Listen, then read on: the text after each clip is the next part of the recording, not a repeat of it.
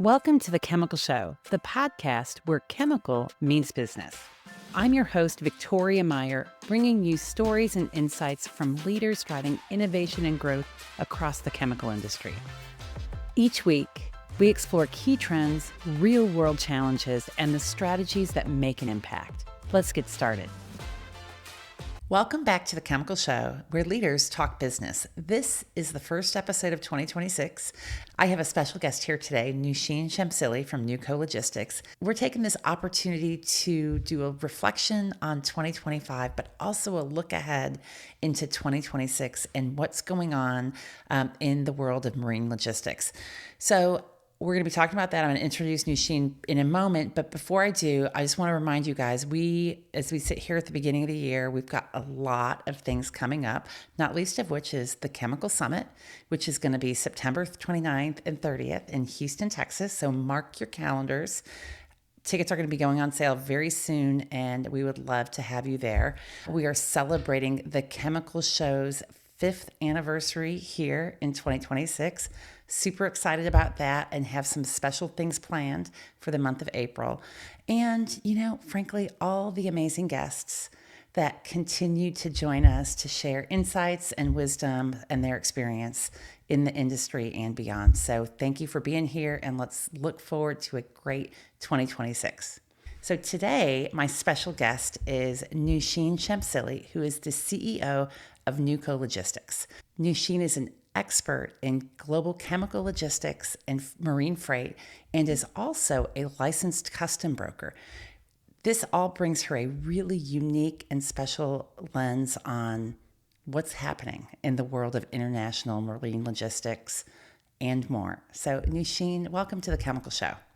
Victoria, thanks for having me on your show. It's always a pleasure to have a chat with you on your podcast. Thank you. I'm so glad that you're here with me today. In fact, and since we're talking about the 5-year anniversary coming up, Noushin, you were, I think, perhaps in the first 10 guests I had Yes. on the Chemical Show. So we have come a long way.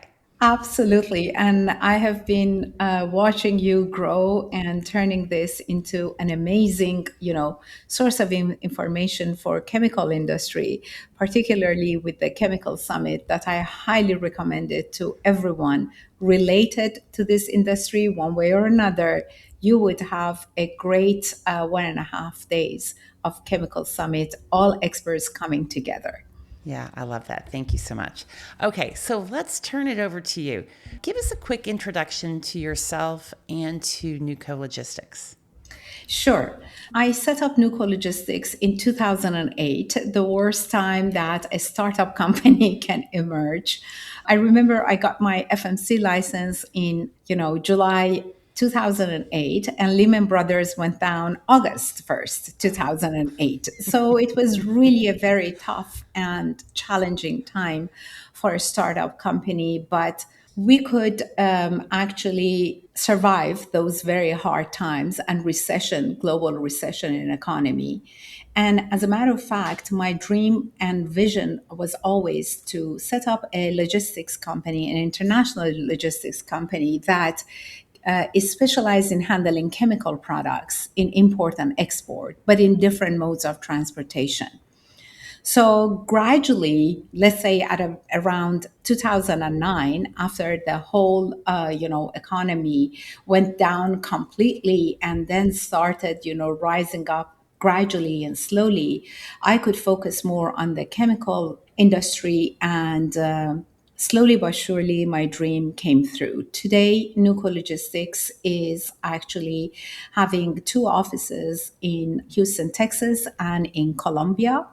And we have been in the industry for for actually 18 years, which I'm very proud of. And I have a great team of experts who are looking after day-to-day import, export of chemical products, as well as trade compliance and customs clearance. Awesome. And Noushin, that's quite a feat, right? And I think really just to start up during the times that you have to grow this business to where it is today, and really as a trusted partner to many, many key companies across the industry.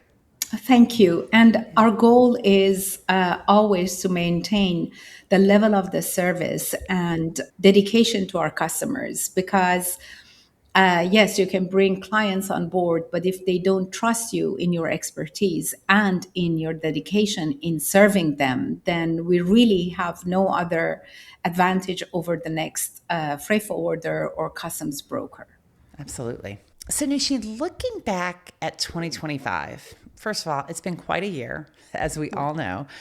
What market forces or global events had the biggest impact on marine logistics? Sure. And then let's start there, and then maybe let's talk about how did they change how you operated? Definitely. So, as we all know, early 2025, with the new, administration in place, we had seen a huge change and diversification on the global trade, actually, backdrop. And what happened was that all the numerous free trade agreements approach that we had in the US got actually shifted into country based negotiations and import tariffs and duties negotiation. And the underlying logic for all these changes was two things. Number one, to rebalance the global trade and how the other countries are having a look at our imported goods inside their country versus how much we're paying as an importer, as well as the fact that the president wanted to basically support and improve the domestic manufacturing within the country. So Right. these two reasons were the main reason for renegotiations and having a country-based approaches. Now, before getting into these country based negotiations, we had a lot of import duties and taxes revisions under reciprocal tariff, IEPA, fentanyl, and basically many other sections that were applicable, included but not limited to 232 for the aluminum and steel and copper. So there were many, many changes. Some of these import duties and taxes were announced overnight, and the effective date was within 24 hours. So much so that customs didn't even have enough time to implement those new HTS codes that were related to those changes. So Yeah, it that was was quite a crazy. it was a very chaotic times for customs brokers like ourselves and for the importers of the record because people have a cargo already on the water to the port of discharges in the US, and they did not know how retroactive this new import duty and tax would be applicable. But as the weeks passed by, administration could get a grip of it, CBP could get a grip of it, and they became faster in implementation and making sure that all, their systems are aligned. Yeah. Now, there were a lot of confusions. Our phones were ringing off the hook because people didn't know if that particular product was going to be subject to all the applicable new import duties and taxes, or one supersedes the other. So it was a very trying time, but gradually we moved towards country based negotiations and lower tariffs were negotiated, although those lower tariffs were nowhere near what we had before 2025. They're still higher, but at least they're somehow more, settled now and Yeah. negotiated. So, Nushin, I mean, this is, I think you and your business are accustomed to changing, to understanding the tariff implications and trade implications, and they change from time to time. But as you say, this was really rapid change, a lot of uncertainty. How were you able to tackle this? So, I guess two things. Number one, what were your customers asking of you? And then number two, how were you able to respond quickly and effectively to these changes? Well, there are two prongs to your question. Number one, how did our customers want us to actually handle these changes? They didn't know initially either. And they just wanted us to help them understand, first and foremost. And secondly, to decipher the rules. Because what was happening, if you remember, there were executive orders that were issued late at night, sometimes after midnight.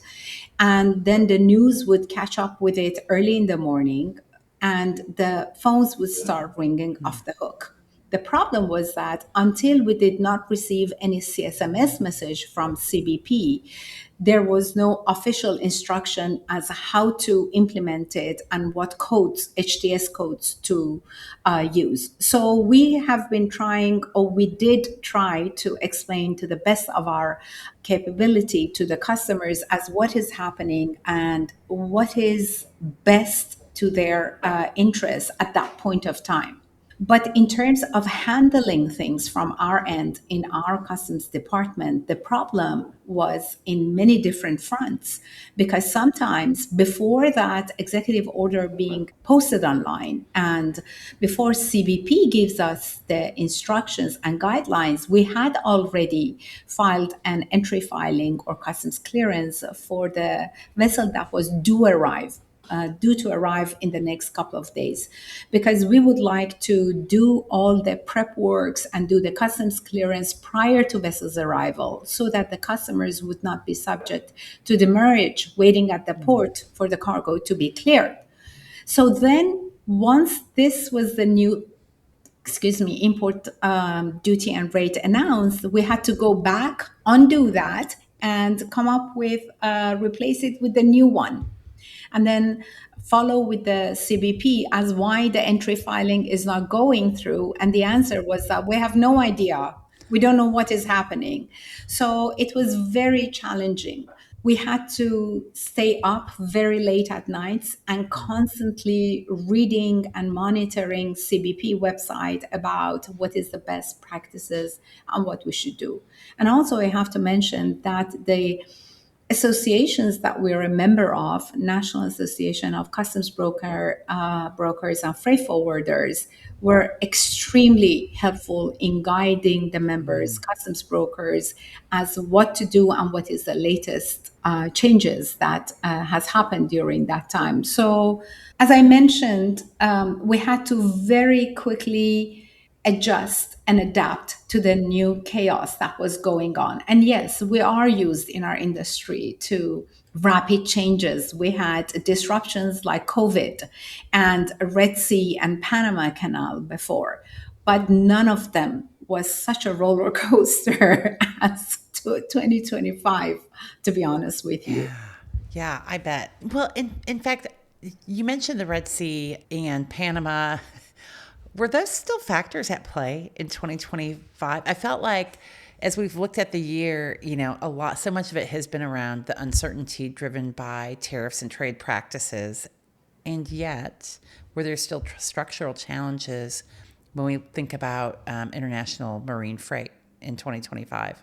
Well, as you know, Red Sea conflict started around the same time that there was Israeli and Hezbollah conflict.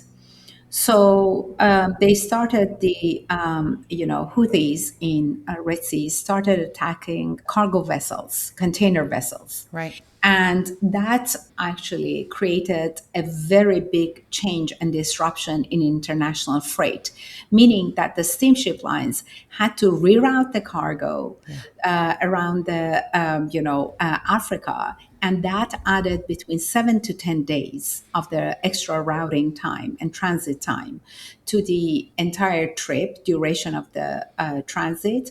And also it added costs in terms of extra fuel used and a longer transit that the vessel would be on the water.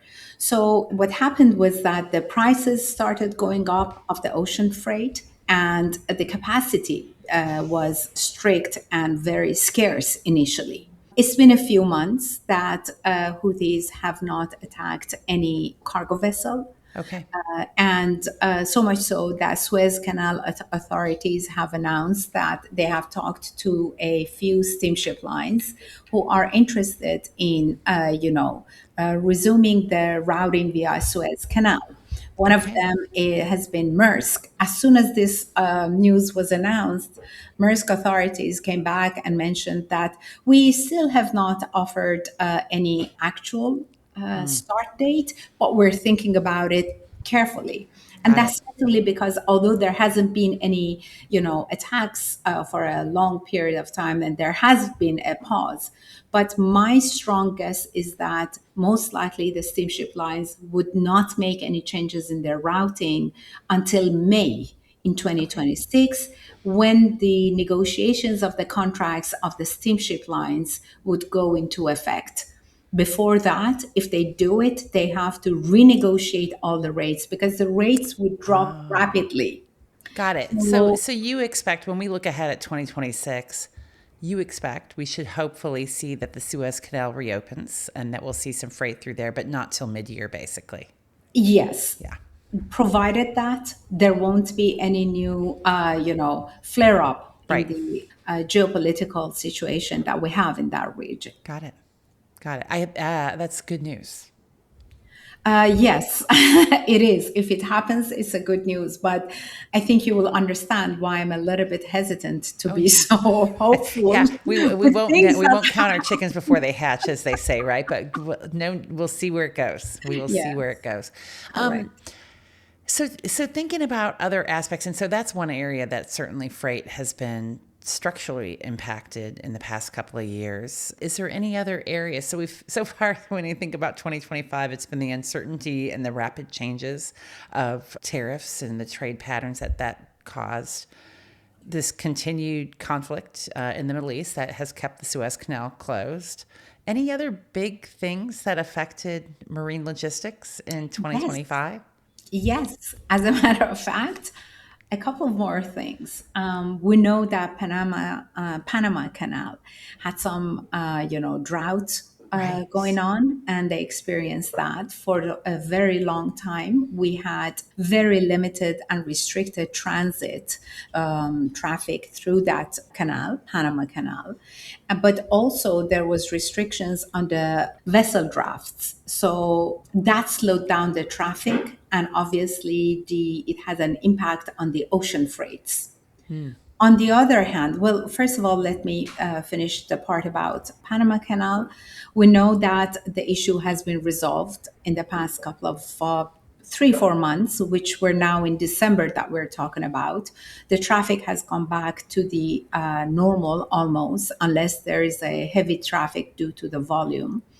But the problem is that because of the tariffs and global trade disruptions that we had, a lot of importers stopped importing more product into the US for a couple of reasons. Number one, because of the uncertainty of the market and how much they have to pay on the import duties and taxes, but Yeah. also because once there was a gap between the negotiations, a lot of these importers started front loading a huge volume of cargo. So by then, they had plenty of cargo chemical products in their inventory, and they put a stop on it. So that caused the ocean freights to go down after the fact that it was quite high due to Red Sea conflict attacks as well as the Panama Canal problem. Yeah.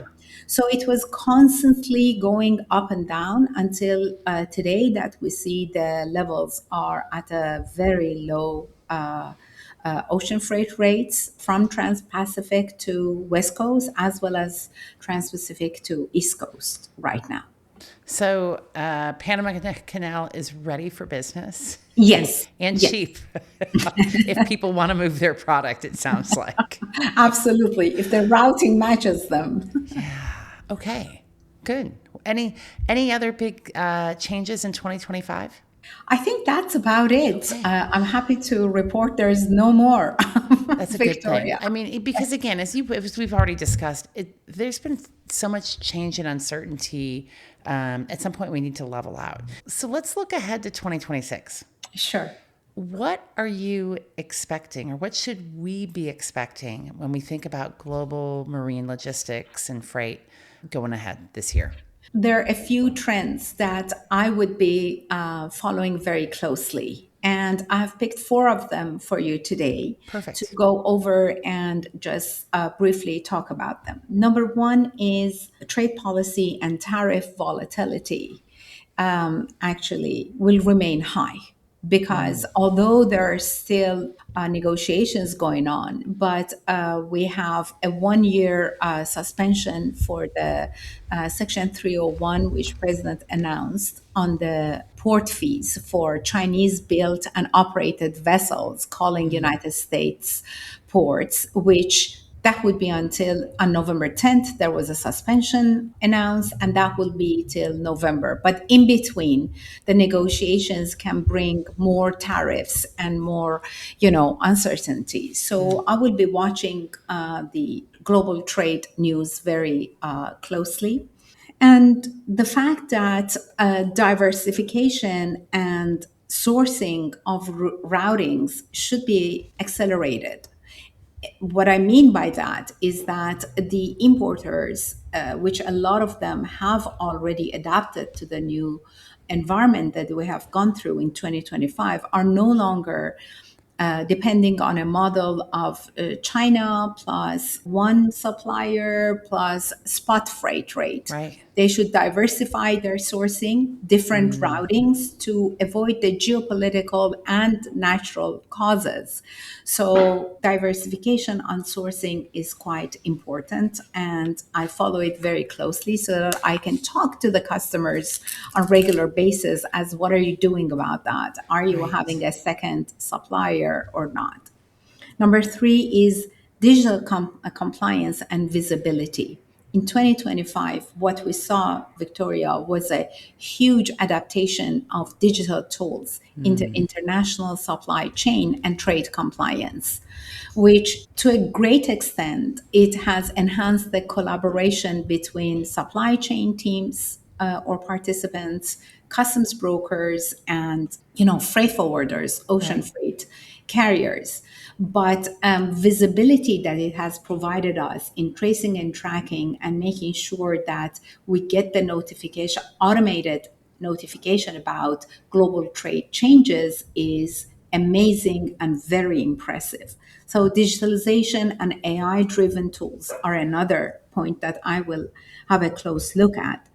And finally, the geopolitical regulatory overlay and climate changes, which affects all of us. And whether you're an importer or an exporter, your business would be affected tremendously. Yeah. These are the trends that I would pay more attention to. Yeah. And I think I'm going to hone in a little bit on digitization and AI because I know we've had this conversation, you and I, a couple of times, just how helpful that has become in your business as Yeah, you help your customers navigate this. Can you sure. talk a little bit about that? Definitely. So, when we talk about AI tools or AI driven tools in technology, my approach is very conservative when it comes to chemical industry. And the reason about it is that I have seen and I have checked platforms that people offer us through different, associations. While it can work on many other goods Right. and commodities, it is very tricky with chemical products. Yes, they you can use AI, platforms for classification of your cargo and coming up with the correct HTS code numbers. But can you really rely on that? The examples that our customers have provided us, and we have checked through HTS publication of the CBP proves otherwise, because these platforms are not enhanced and built to address chemical industry. Now, you may ask me, so is it not a go? I'm very optimistic that it would come a time that a company would definitely invest on some chemical expertise and people who are expert in filing these entry filings in chemical industry. But as of now, if you think that the AI can check whether an HTS code is under Annex 2 exemption list issued by CBP, I will tell you no. But apart from that, in terms of transparency and visibility of tracking and tracing from origin to delivery, and global compliance updates and alerts, it's been game changer for sure. That's really cool. And that makes sense, right? So I think this whole idea that AI, I mean, I think if we just look in our personal experience, it's not perfect. And unfortunately, there's a level of perfection that is probably needed in your business. But this is where, like, this whole idea of AI augmented and enabled, but you have to still have a human eye, a knowledgeable human Absolutely. touch to make sure that makes sense. But even this piece around data visibility and transparency, it's just ever more important, right? It's like It it is. feels like it's been growing and growing over the past decade and more. Absolutely. And we have benefited from it in terms of saving time and accuracy. The system actually flags for different requirements, and whether it is a DEA required license number or permit, whether it is a PGA issue, partner government agency. So it's quite phenomenal. But if I may just add one quick point, one thing I forgot to tell you about trade compliance and the tariffs is the difference in approach of CBP in terms of addressing the implementation of these new import duty and taxes and IEPAs and reciprocal tariffs. Up until 2025, their focus was only on facilitation. But very early on in 2025, because there was a high sum of money to be collected from importers of the record, they changed their approach to enforcement, meaning audits and making sure that people have not underpaid those import duties and taxes. In order to do that, they have a robust AI driven platform in their digitalization, an ACE, which is automatic commercial environment. Okay. So that's why they can audit much faster and they can flag you because they will see if a transshipment port has been used instead of the actual origin of the cargo, which was China. So it's not the AI tools have not been used only by normal people like us, but government agencies are using them in order to enhance their scrutiny as well. So I thought it's important to share that. Yeah, no, that's really interesting because I think it's also the sign of just how the nature of relationships and the way that not just private enterprise, but the way the government's conducting business is being influenced, and you need to be ready. So Noushin, this has been this has actually been really insightful. I always love talking to you, and I learn a lot because I will candidly say, as I've told you, I don't fully understand marine logistics, but I learn more every time. When you think about your own leadership and the way that you engage with your customers, what's one lesson that or take away from 2025 that you're going to take and use as you influence your leadership, your customer engagement going into 2026? In terms of customer engagement, I've been a big advocate of asking them and talking about the importance of paying more attention to the trade compliance in house and what they have in terms of being audit ready. Because of the fact that international logistics and trade compliance is not just another ticking a checkbox, but it has become an essential part of the business. So my advice to them and emphasizing on the super important role that it plays to them is that please make sure that you have your house in order, you have SOPs in place, and you're looking into your import processes as a responsible importer of the record. Do not leave everything to your customs broker or freight forwarder. Be in touch with them regularly. Ask them to provide you with information. But when customs knocks on the door, at the end of the day, you're the only responsible party in the eyes of the CBP. This is what I've been talking, and I will continue discussing this in the industry with people.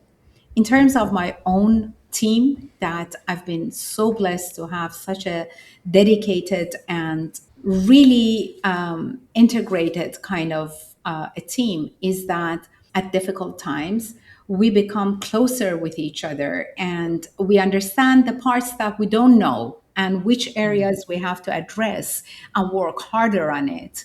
And my main message to the team was that if you don't know anything about the question that the customers ask you, especially in 2025, just ask them, I'm not aware of that. Let me check it out and get back to you. They understand because it's impossible for one party to know everything. And that had brought us closer to each other. So we're very much ready and hands on for 2026. We wish for the best, but Yes. now we know how tumultuous times in trade compliance can look like, and we're ready for it. Yeah, hopefully steadier seas ahead. Yes, yes. Crossing our fingers, Victoria. Exactly. Well, Noushin, this has been excellent. Thank you so much for joining me today. Thank you for having me, and have a wonderful Christmas and Happy New Year. Thank you as well. And thank you, everyone, for joining us. Keep listening, keep following, keep sharing, and we will talk with you again soon. Thanks for joining us today on The Chemical Show. If you enjoyed this episode, be sure to subscribe, leave a review, and most importantly, share it with your friends and colleagues. For more insights, visit thechemicalshow.com and connect with us on LinkedIn. You can find me at Victoria King Meyer on LinkedIn, and you can also find us at The Chemical Show Podcast. Join us next time for more conversations and strategies shaping the future of the industry. We'll see you soon.